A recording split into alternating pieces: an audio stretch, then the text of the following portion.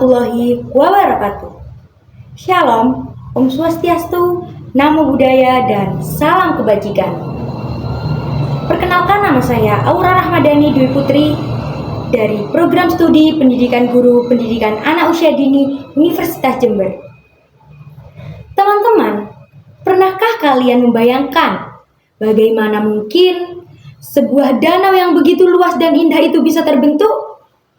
Apakah hanya karena proses alam? Atau ada sebuah cerita yang diwariskan dari generasi ke generasi? Hari ini, saya akan mengajak teman-teman sekalian berpetualang ke Sumatera Utara, menuju sebuah danau yang begitu memukau, danau yang menjadi kebanggaan Indonesia, yaitu Danau Toba. Pada zaman dahulu, hiduplah seorang pemuda sederhana bernama Toba. Ia hidup seorang diri dan bekerja sebagai nelayan. Setiap hari, ia pergi ke sungai dengan penuh harapan.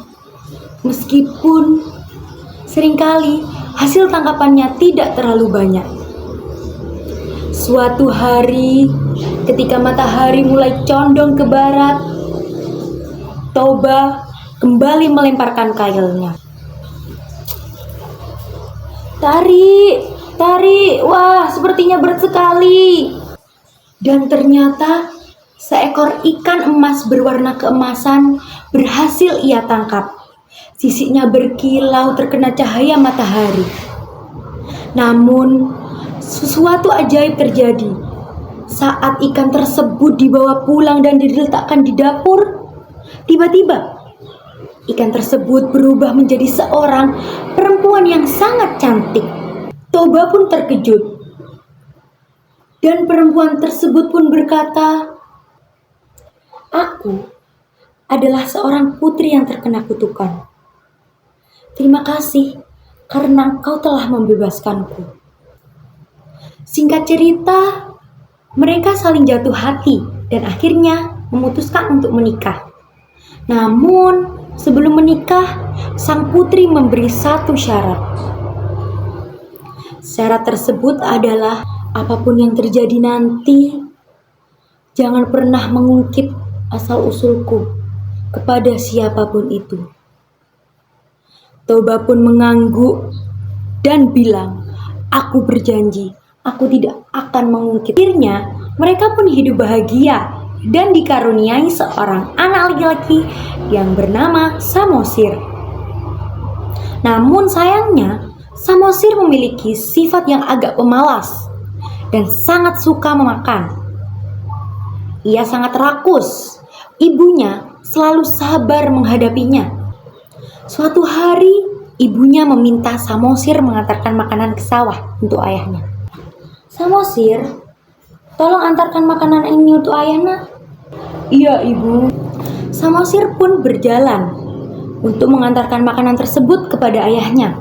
Namun di tengah perjalanan, karena Samosir merasa lapar, ia justru memakan hampir seluruh bekal ayahnya. Aduh, kenyang banget. Setelah kenyang, Samosir pun melanjutkan perjalanan untuk memberikan bekal tersebut kepada ayahnya. Tapi sesampai di sana, saat Toba membuka bungkus makanan tersebut, ia sangat kecewa. "Dasar anak ikan!" Ucapan tersebut membuat Samosir menangis. Dan ia berlari menemui ibunya. Saat sampai di rumah, Samosir pun bercerita, "Apakah benar aku ini anak ikan?" Perkataan itu dilanggar olehnya. Waktunya telah tiba. Lama kemudian, langit berubah menjadi gelap.